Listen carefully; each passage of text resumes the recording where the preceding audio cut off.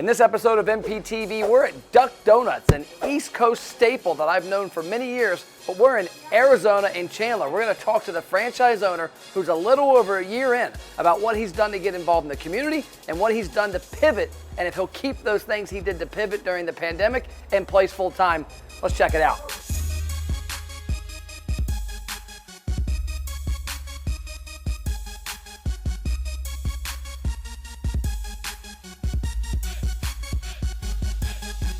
Hey, what's up? It's Matt. We're back with another episode of MPTV, and this time we're in a place where it's hard to sit with these in front of me. I'll show you what we got going here. We're at Duck Donuts.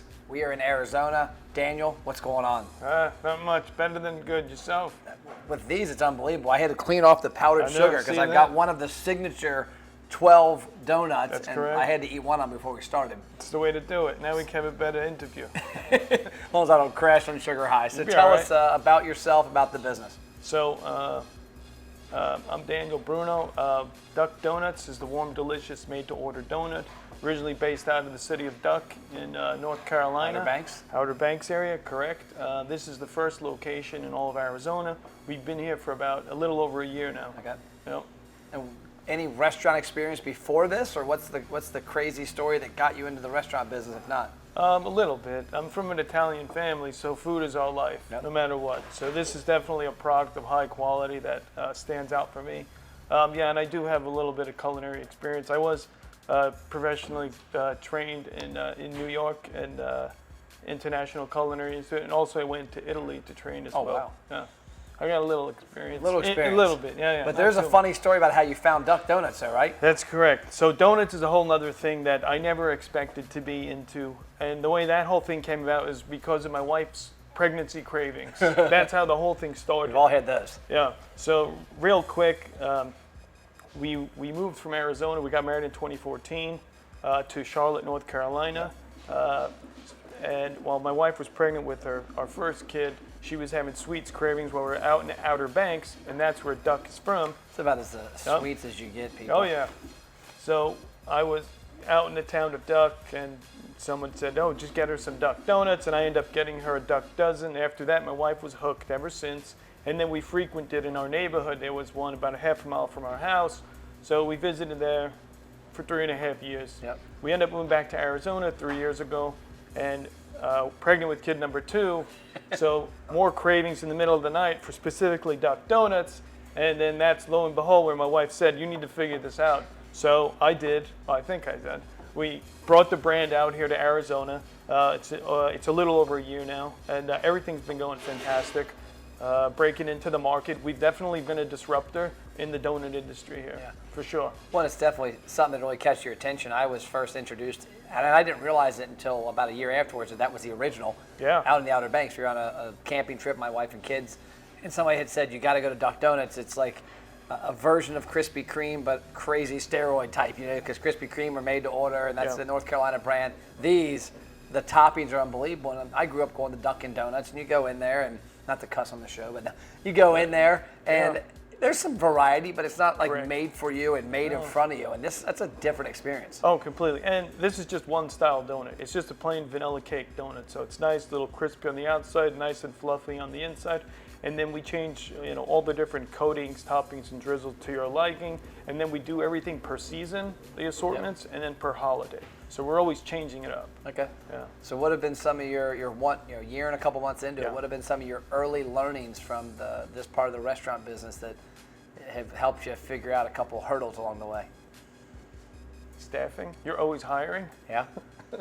Never not. You're always hiring. Always hiring. You're never full. Never full. Yeah, that's definitely a big one. I think it's got to be probably a little more appealing doing this than working a drive-through at some of the fast food restaurants for the teenage, the early 20s. Yeah, no, it is. And most of our staff that we've had since we've opened, we still have a lot of our original staff. And then a lot of our staff, they're like 17 through like 20. So we have a lot of college students. So we have high schools that graduate and then they move on. But then some of them will come back then for summertime or when they're on breaks. Yep. But staffing's always exciting to do stuff like this. Another thing that I experienced that I didn't plan on, and I thought I had this all figured out on paper, and even talking with our corporate office, was I originally had a manager planned out to work with me for this store. And so I invested a lot of money basically to train this individual, travel with me to Duck Donuts University, go over the training, corporate interview the individual. He was a food person, he knows the industry really well, thought it would be a great fit. So about 3 weeks in, after we did our grand opening, he quit on me. So that was something I wasn't expecting. So then I was already doing everything, but then it was just a matter of me just trying to really pull everything in together and be like, all right, you know what? If that's the way it's got to be for now, let's let that be. Yeah. And then I really took over things individually, making sure that I understood the full process, in and out, regardless, So it was probably a blessing in disguise, because maybe had you had that manager, your first 6 months to a year of indoctrinating into this, you might not have been in tune with as much as you are now. Yeah, probably. I mean, I was definitely in tune with stuff, but then once that happened, I was like, all right. You're involved in everything. Yeah, no matter what, yeah.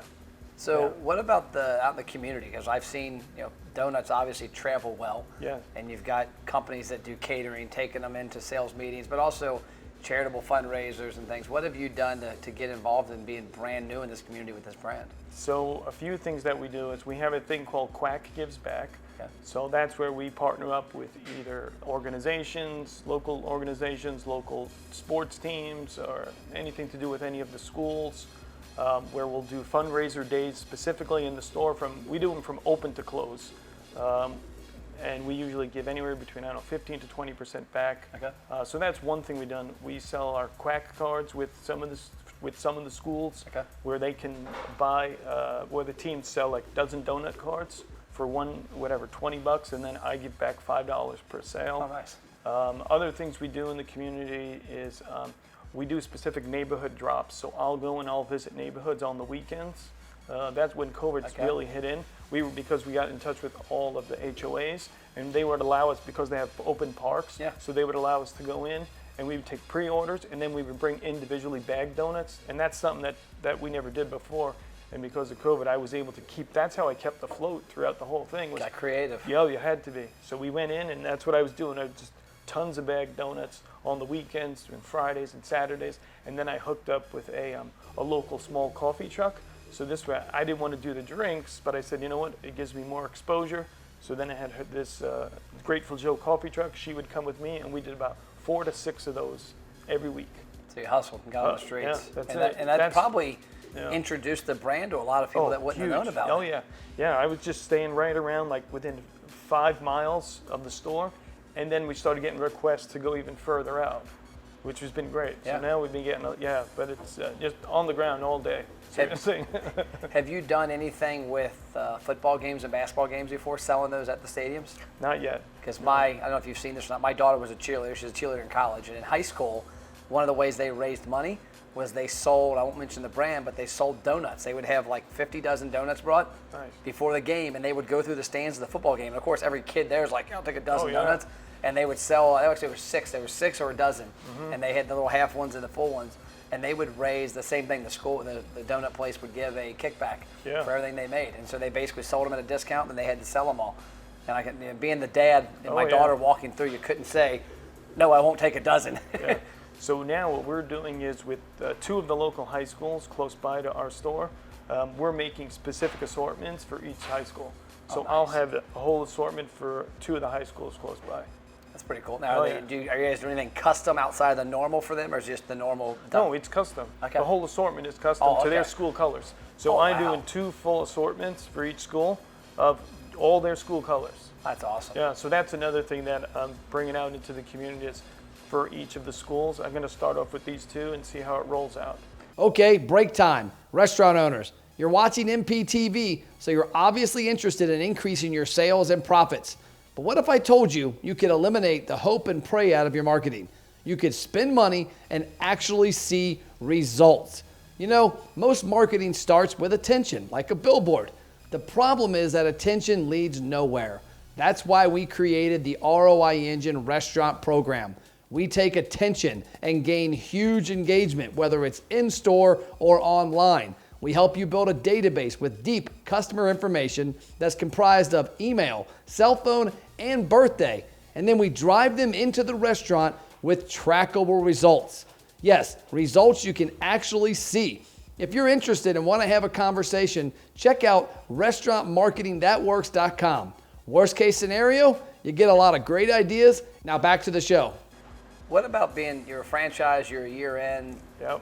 Is there anything that you would give other franchise owners? I think sometimes there's a perception that you buy something and it's in the box, it's cookie cutter, it's done. Yeah. It doesn't go that way. Not at all. I do a lot of interviews for our corporate office for new franchise people that are interested, and it's hard work.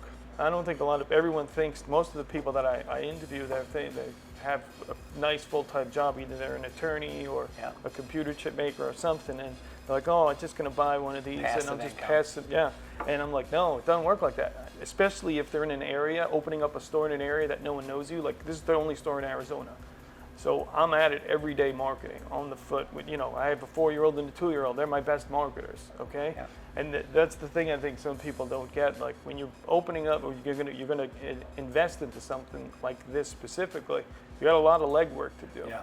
I mean, it's 24/7 basically.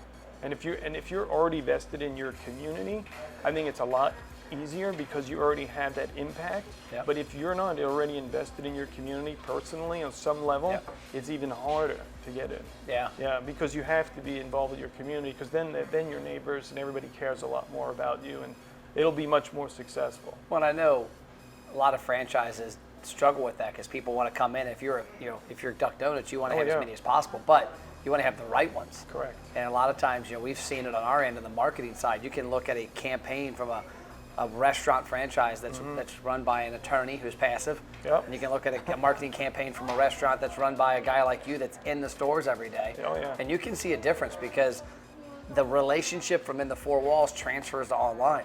And when people see Facebook posts by like your Duck Donuts and they're like, I'm share, that's my place, where maybe they see it from another place where they're more a number. Correct. Because there's not that active ownership. It makes a big difference on the online and even the marketing in general at all. Oh yeah. But there's a lot of things when you're putting this all together. Like I said, on the paper it looks great, but from the figuring out your leasing terms, if you've never done this before, figuring out all the contractors, construction, all your equipment, all your supplies, everything has to come together for an opening date. Yep. And then it doesn't all work that way. And then I'm the one that has to figure out, because corporate's not out here, it's me. So you're the one that has to figure out all these other mishaps that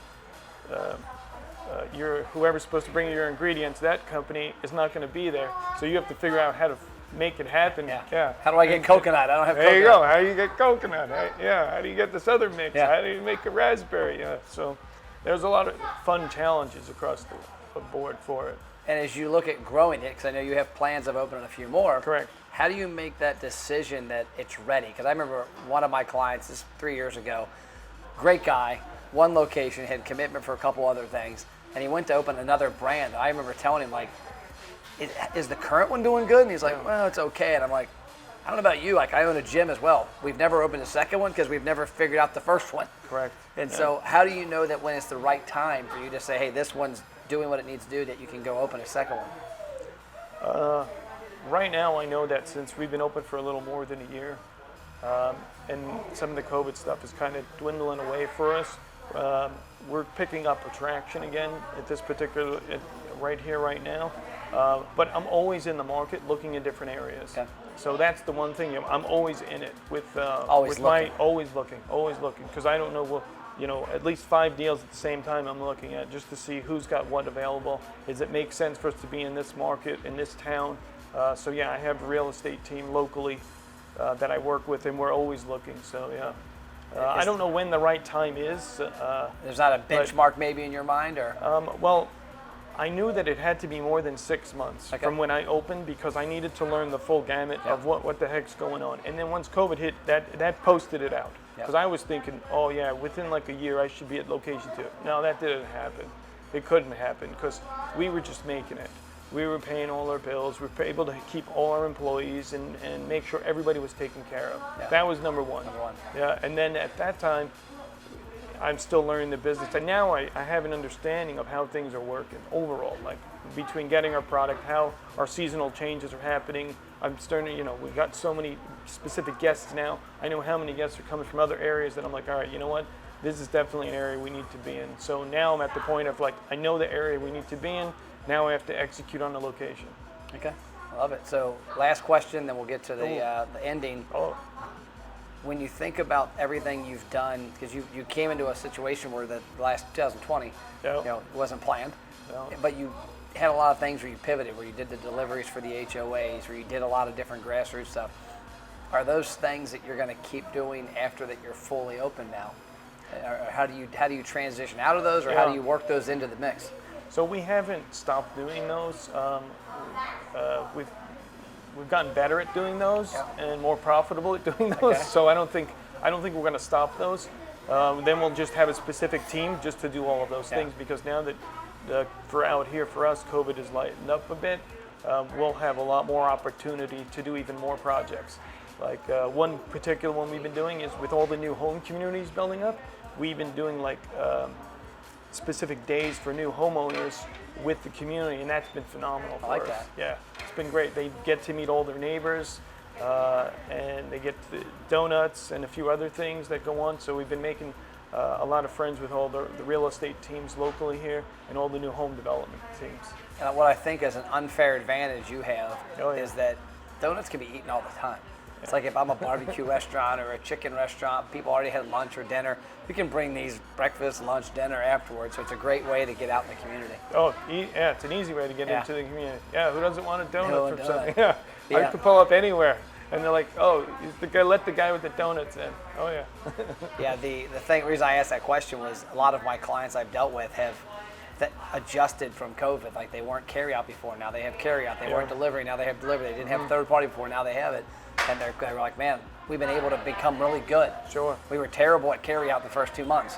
Now we're really good at it. And once we get other parts of our business back, our traffic back, we're able to really take things to new levels by having multiple kind of revenue streams. Yeah, and we were fortunate enough before COVID hit. We already had Uber, Grubhub, DoorDash, Postmates, Easy Cater. Who else? Yeah, but I mean, and plus we have our own app, the Duck Donuts Rewards app, and people can order from that, and we have a dispatch with DoorDash on that too. I love it. So that was huge for us, and I set all that up just before it even happened. So Can't be that. You were ready. You were I accidentally ready. guess I was accidentally ready. I was like, oh, who would have known? Just lucky me. Yeah, so that worked out good for us. Restaurant owners, did you know Matt has free online marketing courses that teach you how to successfully market your restaurant? Email support@mattplapp.com to get access to the courses and a free social media content calendar. So to finish the podcast, I always ask people, what do you do to put it in airplane mode? You're a dad of 2, you're a husband, you're obviously active out there with your company. Yeah. What do you do to, when you leave here, to kind of rest your brain and pay attention to the family? Is there any hobbies or any activities? Hobbies. Who's got time for You've got time for hobbies. You're from New York. There aren't hobbies. Yeah, I don't have any. Well, cook with my family. Okay. You know, things like that with my kids. Yeah. Yeah. So I always make sure I try to make them breakfast every day. Believe it or not, even though I do this, I still run home and go cook for them, and then just go out to the parks with the kids, do things like that. Other than that, this is my hobby. This is your hobby. Yeah, Okay. I'm not Hey, that no, cool. that's an honest question. I'm trying to find another location. That's Well, my there's your hobby. Your right hobby's now. location number 2. Yeah, with the kids. That's one thing. They're heavily involved, even though they're only 4 and 2. Yeah, Yep. See, mine are 17 and almost 19. Oh, nice. And the donut visits take 2 dozen now, whereas they're little, 6 dozen, or 6 donuts. Oh, I'll take them. Bring them. Well, cool. Well, thanks, sir. Oh yeah, Appreciate thank you. your time. You got it. So we've got this episode of MPTV. I've got something else to do. Yeah.